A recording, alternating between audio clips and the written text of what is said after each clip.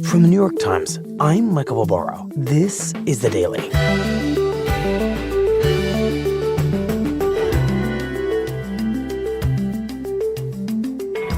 They started playing football as young as 6 years old. They died in their teens and 20s with C.T.E. Today, my colleague, John Branch, on the growing body of evidence that a disease many believed was reserved for professional athletes is also afflicting young amateurs.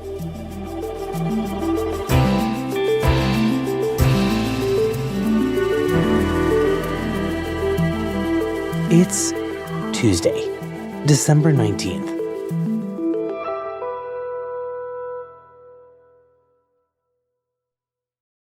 John, we wanted to talk to you because you have spent many years trying to understand what's been happening to the brains of athletes who play contact sports. And you have been talking to researchers who study those brains, and those researchers recently told you about a major new discovery. So tell us about that. Yeah, so what we're talking about when we're talking about brain damage in contact sports athletes is C.T.E., which stands for chronic traumatic encephalopathy. And what this is, it's the brain disease, progressive brain disease, caused by concussions and hits to the head. And for the most part, C.T.E. has been connected with, at least in terms of the public perception, aging football players, Hall of Fame style football players. Right. You know, Ken Stabler, the Earl Morralls, people like Junior Seau. There are now 300 and some former NFL players who have been posthumously diagnosed with C.T.E. But what's new now is that for the first time, these researchers have gathered this growing subset of young brains, of young people under the age of 30, into a profound study. And it shows, things that we knew or suspected, but it puts it in very stark terms. Young athletes, even teenagers, as young as 17 years old, are getting C.T.E. and feeling the effects of it. Wow. And these researchers at Boston University have found cases of C.T.E. in more than 60 brains of young athletes who have died. Some of them were really advanced cases. Which is genuinely startling, right? I mean, that would seem to completely change how we think about the very idea of C.T.E. Yeah, I think where this changes the mindset for us is this is afflicting people who are just in high school, who are maybe just in college, who had no aspirations to go to the pros. These are people who, starting from a really young age, suffer the same kinds of symptoms that we've seen in the pro players, things like memory loss and impulse control, insomnia. They're having troubles with substance abuse and severe depression, and sometimes ultimately even suicide. And once, John, you absorb this new research and the implications of it, what do you do with all that? We wanted to go talk to some of these families whose children had been part of this data group. These are families who have watched their child decline for reasons they couldn't explain. And they now have information that tells them a little bit more about what might have been behind those confusing years, all those signs that they couldn't make sense of. And we wanted to understand how they processed that new information, knowing now what that answer might be.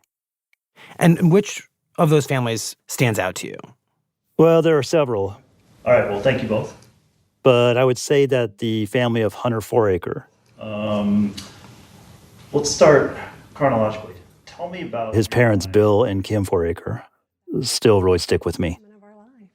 In 1992, Hunter was born in May. Why the name Hunter? Bill came up with that name. Bill, can you tell us why? It was Colorado-y, and as it turned out, it was perfect for him. Hunter was a kid who grew up in Colorado, and when I went to visit his parents, they really reminisced about how great his childhood was. We lived in the mountains. We had a chocolate lab named Hershey, and we hiked every day. We strolled. How much he loved the outdoors. Fishing, hunting, skiing. How much time they spent skiing and hiking and doing things up in the mountains. Hunter was definitely a Colorado boy. Yeah. His parents described him as quiet, but also very mature, never a troublemaker. And when he was 7 years old, he began to play tackle football.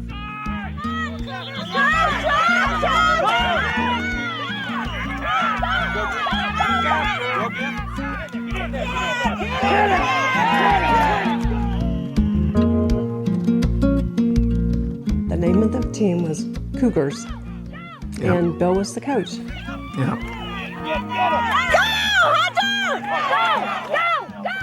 His father, Bill, thought the best thing to do would be to coach my own child, to teach him the game, to teach him how to play it safely.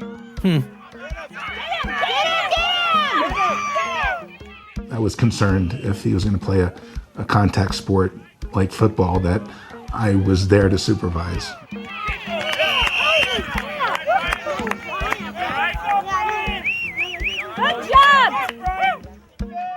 And so he coached his son all the way until his son got up to high school. He was lights out. He excelled. I mean, at levels that they'd never seen before in a kid that young in high school. He becomes a star at Mullen High School, which is one of the big powerhouse football programs in Denver.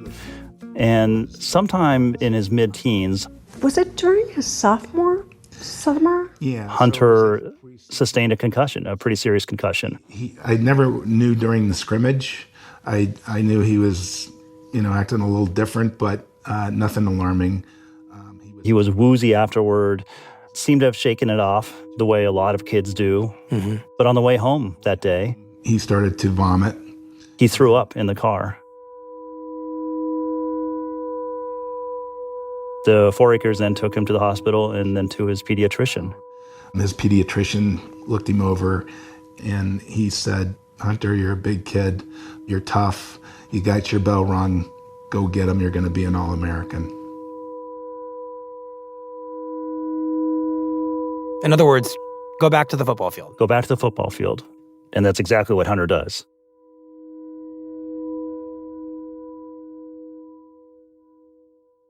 He becomes the captain of the football team his junior and senior year. That football team goes on to win a state title, and Hunter is an all-state player. But, off the field, there were some challenges. Some of them felt like normal high school stuff to the Forakers, and some of them didn't, especially in hindsight. There were some signs of him getting a bit of a temper. He began to drink a little bit, and, a lot of kids do. How big of a concern is it? He was also having nightmares. In high school, he had horrible nightmares, and I asked him to please explain to me these nightmares. And he said, "They are so effing bad, I cannot begin to tell you what they are." And so he started getting some therapy, and they thought he was okay. He was doing well in school. He's playing well in football. But Hunter was not the type of person who thought he would ever go professional. I think football to Hunter meant a way to a higher education. A lot of these kids might dream of the NFL. That was not really his dream. His dream was actually for the best education possible. And so he saw football as potentially a useful tool to get him into a better school. And he fell in love with Dartmouth. And sure enough, that's where he went, because Dartmouth and New Hampshire reminded him a lot of Colorado with the mountains and the outdoor activities. And what happens to Hunter once he gets to Dartmouth?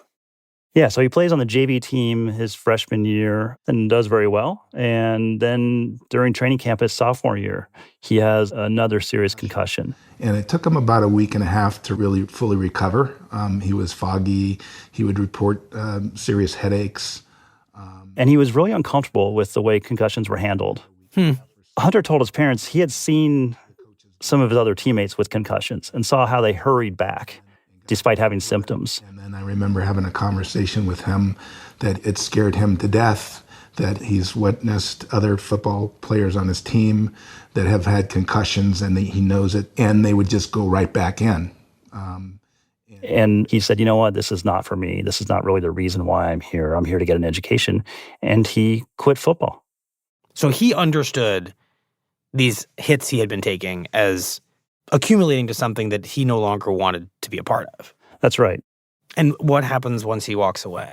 Well, he continues there at Dartmouth, focuses on his studies, and actually graduates with a double major in environmental science and anthropology. And he stays at Dartmouth to work for the Alumni Relations Department. From Bill and Kim's perspective, he seemed to be doing okay. But there were some worrying signs. Some of the issues that they had seen in previous years from him seemed to be intensifying. He seemed to be drinking more and more. His nightmares seemed to be getting worse. He started to talk a little bit about loneliness and depression, which they accounted to the fact that he was still at Dartmouth while most of his friends from the undergraduate years had moved on. And then they get a call. And he said, Mom and Dad, I'm so sorry, I really effed up. And we were like, what did you do? Because this kid was never in trouble. And he goes, well, I drank too much. I ended up at Hitchcock. Hunter was at Dartmouth Hitchcock Hospital. And they told him he was an alcoholic. That's where he first got labeled. So he spent a year or so. Rehab, detox. In and out of rehab, in and out of detox. It was just the circle. Drinking became a bigger and bigger problem. I know the nightmares were horrible, and he was just trying to survive. I think that is part of the reason he was binge drinking, was to get those thoughts out of his mind, to clear those thoughts. What do his parents think is happening at this point? How are they making sense of what he's going through? Well, it's impossible, right? Because they're trying to make sense of small clues, phone calls and notes, things they hear. He's not living with them, so it's hard for them to know. At one point, Hunter told him that he had been diagnosed as bipolar and with depression and anxiety, and he had been given medications. His weight had dropped by at least 50 pounds. He was just skinny, no muscle tone, unshaven, unkept. Those were alarming signs to us that something was wrong with him. But at the time, we were still hearing from the professionals that he is an alcoholic. And this must just be what happens to one's body. And then they got a call one day, one winter, when they had not heard from him for a few days, and he was supposedly on a ski trip in Colorado, and found out that Hunter had attempted suicide. He had tried to drink himself to death. His intoxication level was the highest they had ever found a person to be, and they could not believe that he was still alive.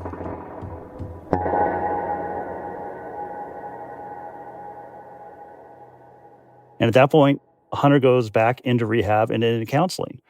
But after a few weeks, he seems to be better. Things seem to be clicking for him. He had cleaned up. He was freshly shaven. He had a nice haircut. He had on new clothes that fit him nicely. And we thought, oh, he's sober. He's on the right track. He put weight back on. Yeah, he's turned a corner. And just to kind of point out, how this went back and forth. And just as soon as you think things are getting really dark, now you start to see the light and you start thinking maybe he's moving forward. Maybe this is a positive step here. He actually got a good job in Dallas. And so Kim and the couple's daughter helped move Hunter into an apartment in Dallas. He seemed so happy. The old Hunter. He was just the old Hunter. And we were thrilled for him. And they left there and went back home thinking Hunter's in a really good place. Whatever all that was, he seems to have worked his way through it. Mm-hmm. But a few days later, he stopped answering texts. So Thursday, we tried to get a hold of him. No answer. Couldn't reach him. Friday, called him. Hey, let's FaceTime, let's Skype. Texting, no answer. And over the course of a weekend, by Sunday, I was frantic. Monday morning, over the top. They couldn't get a hold of him and finally called the police to do a wellness check. Finally, hours later, we get a call. We get a call back. And that was it. That was it. And they found that Hunter had shot himself, that he had taken his own life. The worst news you ever want to hear. The worst news you ever want to hear. You've lost your child.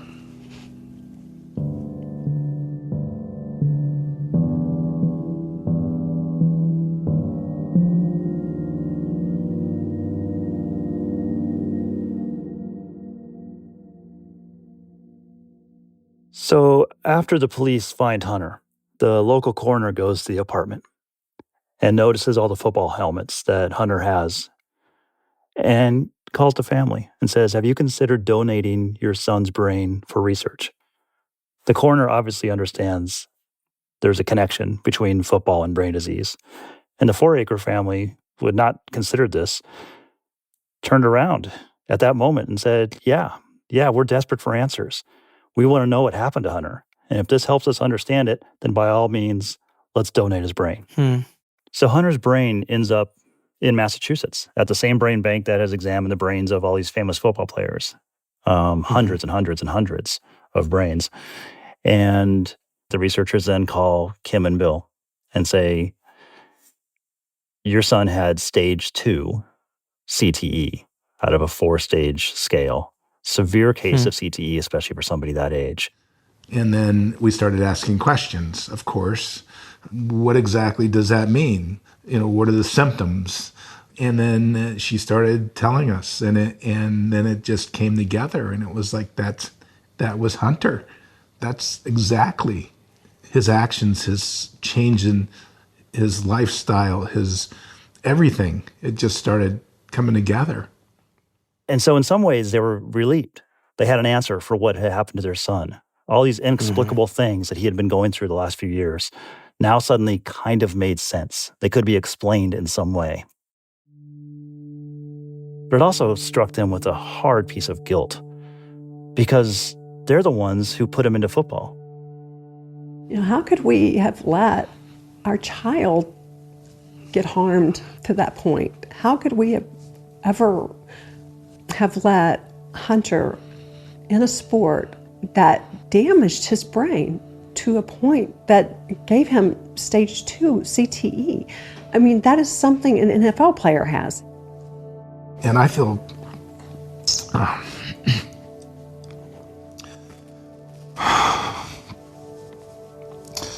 a tremendous amount of guilt because I was there coaching the whole time.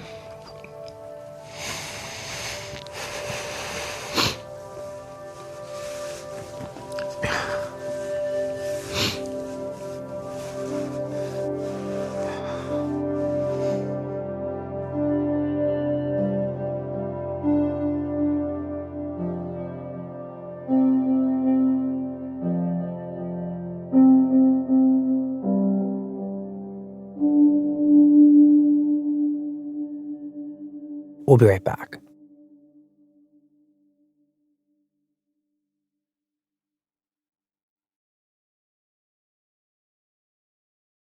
John, I want to better understand the research at the heart of this reporting that you have been doing. And you mentioned it briefly at the beginning of our conversation, the work of these researchers at Boston University who've been studying the brains of people like Hunter Foraker.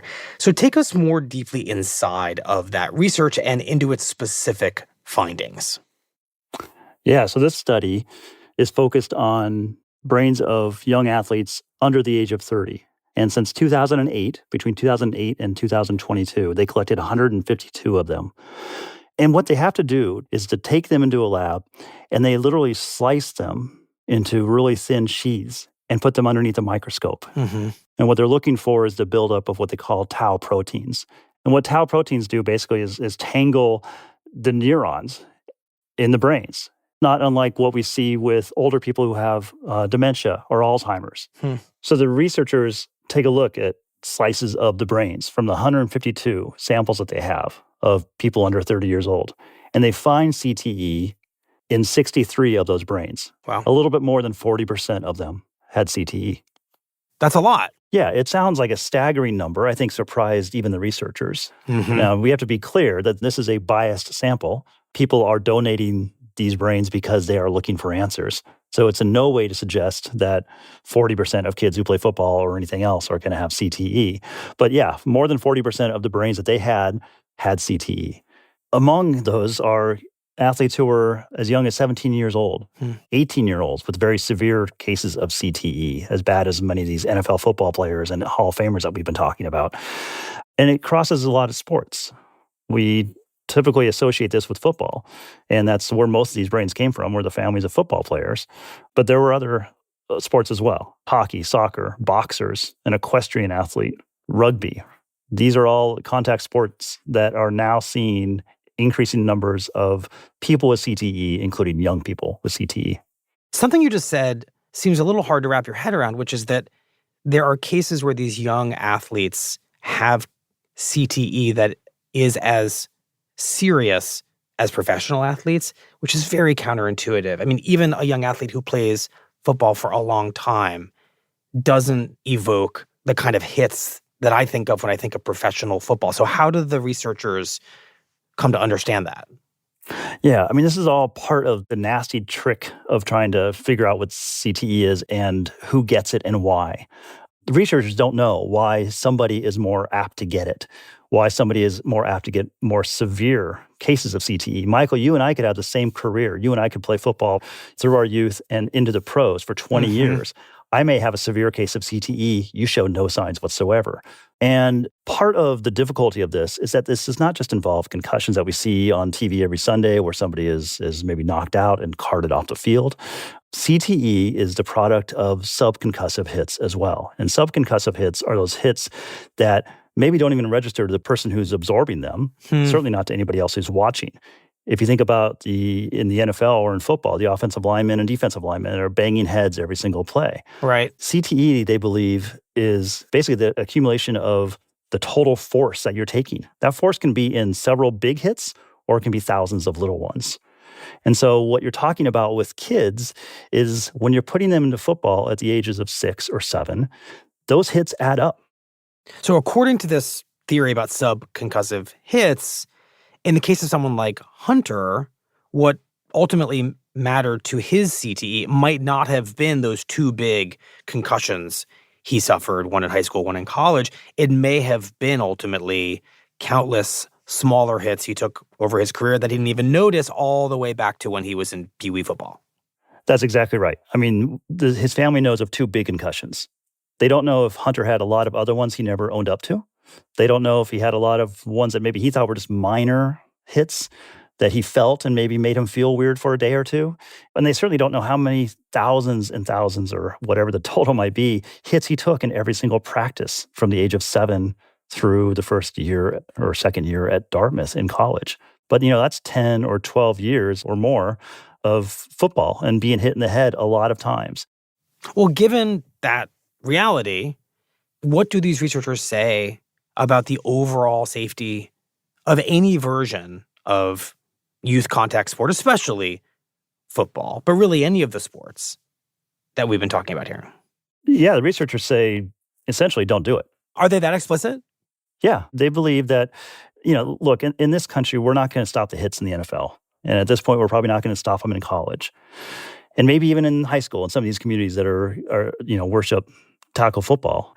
But one thing they believe we can do is to stop letting kids from the ages of 5 or 6 or 7 or 8 hit themselves in the head up until at least they're in high school. So their recommendation is anybody under, say, the age of 14 or anybody before they get to high school should not be playing tackle football. If it really, truly is an issue of number of years of exposure to hits, we know most people are not going to go play in college. Very few people are ever going to play in the pros.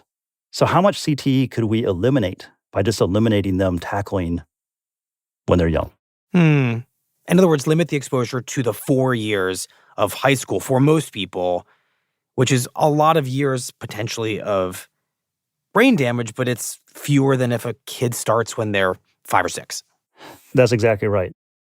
I'm curious, are these recommendations, are they focused just on football or do they extend to other youth contact sports?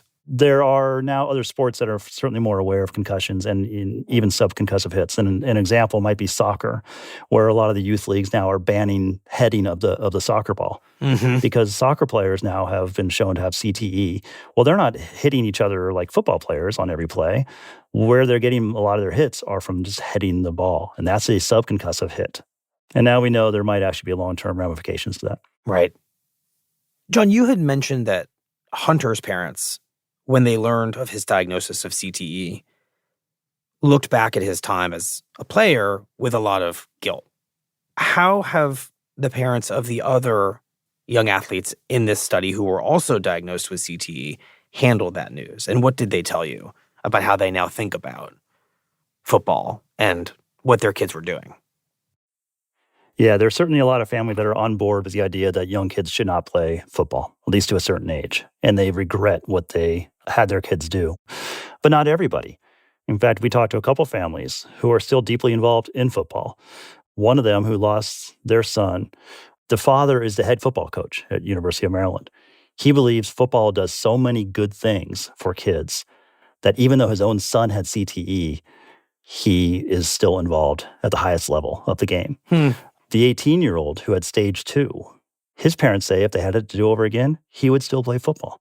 That's going to be hard for some listeners to wrap their heads around. The idea that a parent whose kid is diagnosed with CTE posthumously doesn't regret them playing football and doesn't want to discourage anybody else from playing football. Yeah, I think for a lot of people, it seems simple, right? But it's complicated, and it's complicated for these families who are going through, the worst thing that any of us could ever imagine. Right. The tricky part of this is that CTE there's not a straight line between CTE and, the ultimate death of your child. Some families will say, look, I know CTE maybe had some factors in the decline of my child, but he was going through a lot. There were some other mental health issues. There were changes in his own life. I can't draw a straight line between what happened to him and CTE. And so I wouldn't want to take away what gave my son so much joy, that for all those years growing up, those were the best times in his life. And if I can't necessarily say that that's exactly why he's not here anymore, then why would I take that away?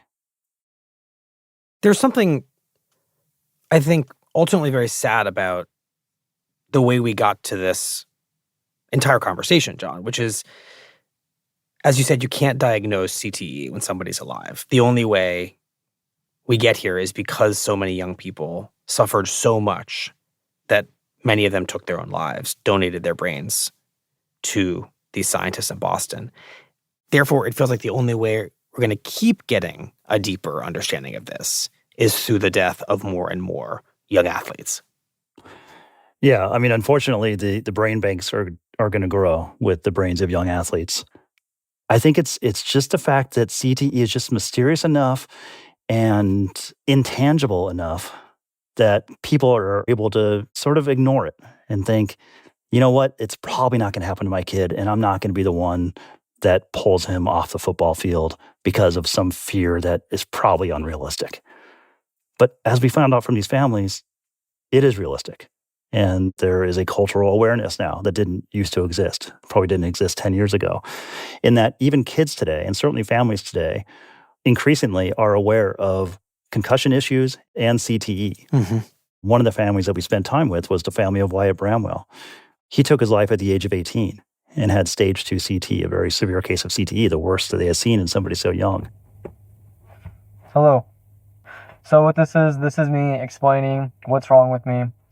But moments before he took his own life, he recorded a video in his car explaining his decision. My head is pretty messed up and damaged. To be sent to family and loved ones. But the voices and demons in my head just started to take over everything I wanted to do. Because my life for the past 4 years has been living hell inside of my head. And he says it's all because of football. I took a lot of hits through football. Took a lot of concussions. And a lot of times and all the concussions that he took, including the ones that he never told anybody about.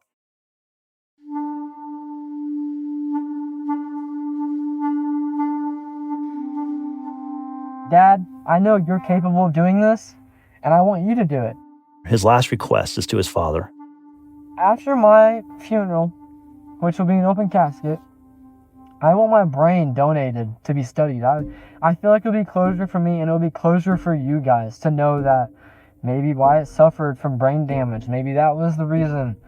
So do that for yourself. I would like that to be done.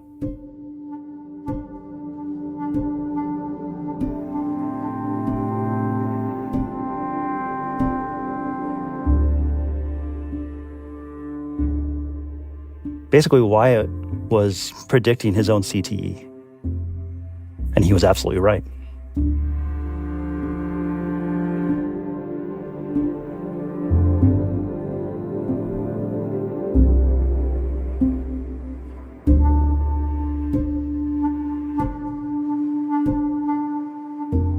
Well, John, thank you very much. We appreciate it. Thank you.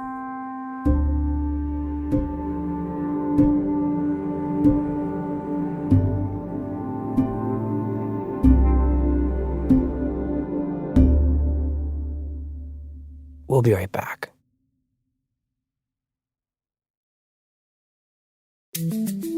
Here's what else you need to know today.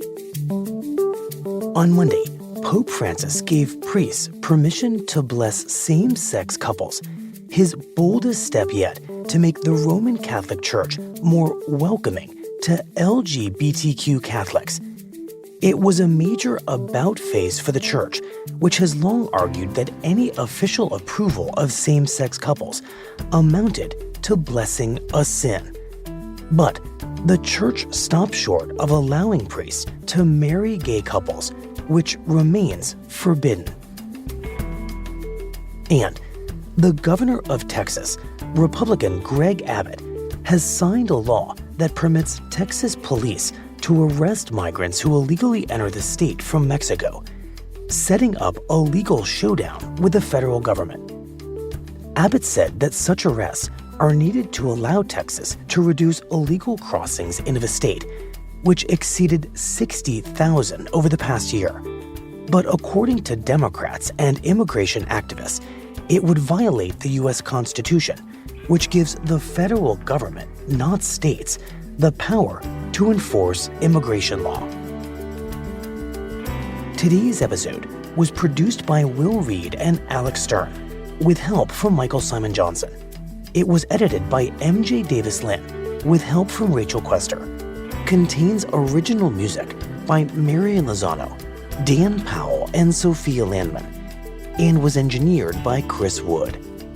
Our theme music is by Jim Brunberg and Ben Landsberg of Wonderly.